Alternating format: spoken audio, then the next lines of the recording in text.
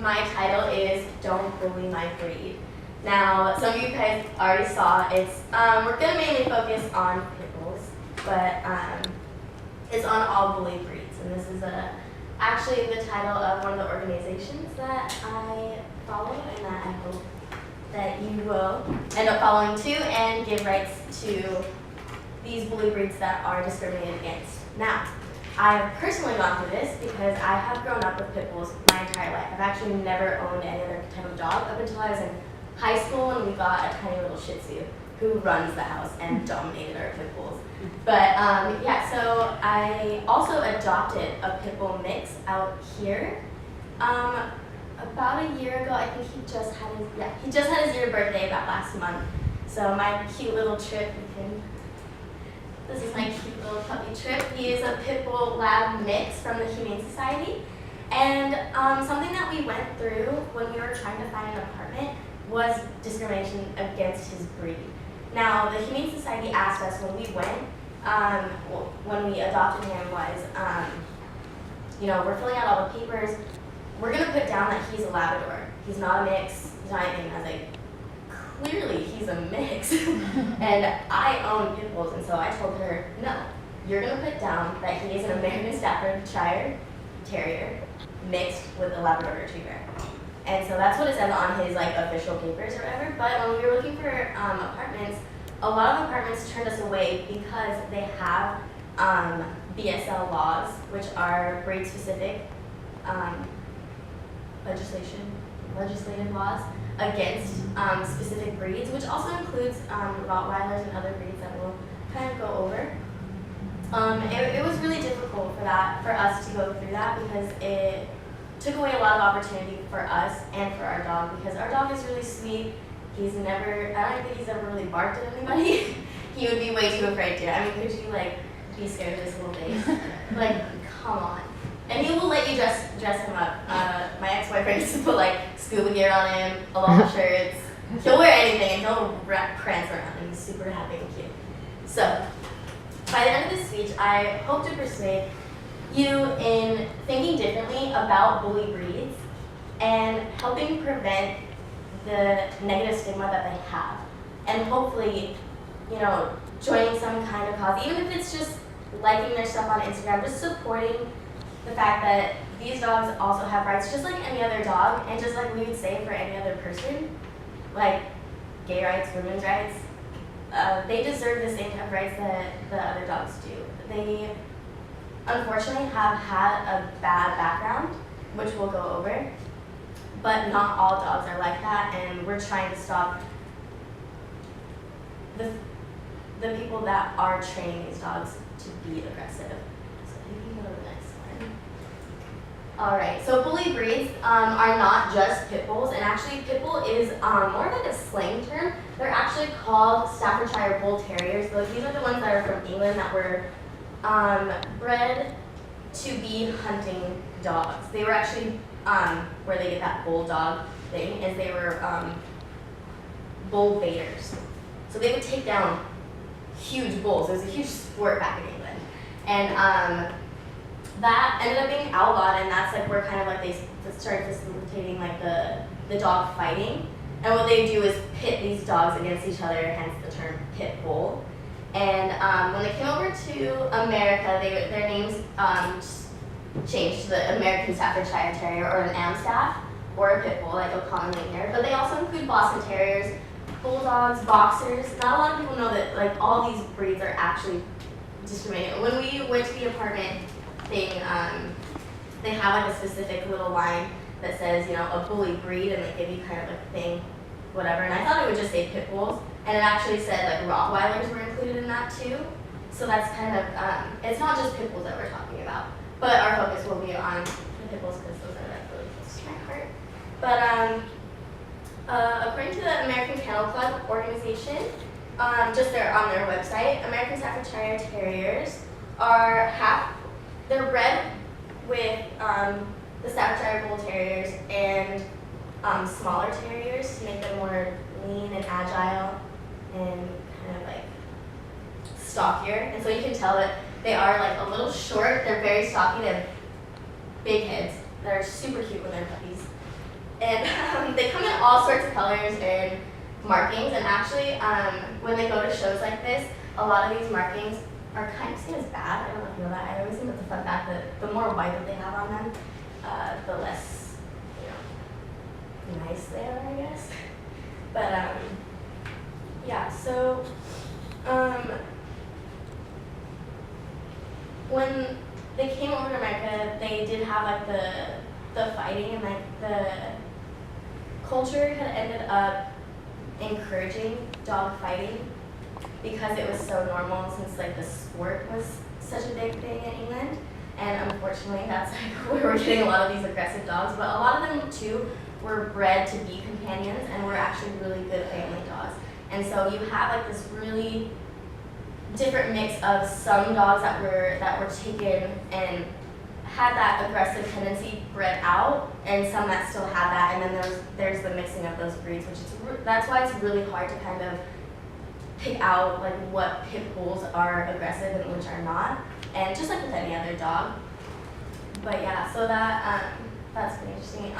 Dog fighting was actually still legal in America up until only 1976. So I found that really interesting because I feel like, that's really sad that these dogs were pitted against each other and, forced to fight each other and for financial gain and everything. And that didn't get stopped up until just recently, really. It's not that new. So I'm going to tell you a little bit more about the dog fighting, just so that you understand like what these dogs are put through and why they're used specifically. Pit bulls are incredibly strong. They are. They were bred to take down bulls. That's a huge animal, and this little dog is tiny compared to that. They only grow to be like, I think the biggest one I've ever seen is maybe 100 pounds. It's me. I mean, you can take me down. You can take it down now. It'll be fine. But the smaller ones, my dog is only 50 pounds, so he's not very big. He's kind of short, especially for being mixed with a lab. But so they're incredibly strong, and they're incredibly loyal. They are very obedient. When we went to dog training classes, we got told by our obedience teacher that she was really excited to have pit bulls in the class because they were excellent at being, taught different tricks and everything, because they are insanely obedient and all they want to do is make their owners happy. And so a lot of people, unfortunately, take advantage of these characteristics of this type of dog and use that into, the dog fighting kind of culture, which they do incredibly inhumane things to these dogs. These dogs are chained up most of the day in small confined chicken coop cages, more than likely, and they're taught to be aggressive. They're taught to not stop once they start fighting. They're taught to keep attacking until that dog either will not or cannot fight back, which is crazy. Like, it's not the dogs that are thinking, they didn't just wake up one morning, they're like, I'm a little puppy, I'm gonna go attack another dog and I'm not gonna stop until it dies. Humans are taking those dogs, using their characteristics against them, and forcing them to attack these poor other dogs that are in the same boat. And these people are getting financial gain from it, and also facilitating a lot of other crime. It's linked to a lot of like gambling and sociopaths, because they're finding that when they do these raids that these people are bringing their children, and these children are seeing this animal cruelty and thinking that it's okay. And so you're just creating more of this big culture that you can abuse these animals, and that can translate into a bunch of other crimes. And they've actually done like correlation things between animal fighting, animal cruelty, and homicides. So I think that's my, I don't know what it's called. But some famous ones to show like some positive light. This is Sergeant Stubby. He was awarded. He's like the most decorated dog that they used in World War II, and it's really cute. He like helped save lives and went through like I think 17 battles or something like that. Yeah, so they really respected. Obviously, really good with children. Actually, from the Little Rascals. Even in the old one too is an American Staff, and in the new one it's really cute. And oh yeah, there's dog fighting. In Hawaii, dog fighting is a Class B felony, which I'm glad. It's very severe. You can get up to 10 years in prison if you get a Class B felony for this, and you can get a Class C felony, which is 5 years. And there's huge fines for it too. I think the Class B is like $25,000 is the amount you could be paying. But just for bringing like your child or minor to one of the dog fights, and not just that. Even if you're a spectator, these are like what you could be charged with. So you could go away for a long time just to watch, some dogs duke it out, which is disgusting in itself. But yeah, and then also like the breed-specific legislation. You can see the damages that are done. There's worse things. I was almost crying in the computer lab looking at these photos because these dogs really are ripped to shreds. And there's a quote from one of the a dog fighting, like he bred them to be fighters or whatever. He said that one of his dogs had broken 3 of its legs, had them broken 3 of the legs, and she was so mentally strained from that she ended up gnawing through her good leg just to kind of like see that it's also a psychological problem with these dogs, and it's really, really sad.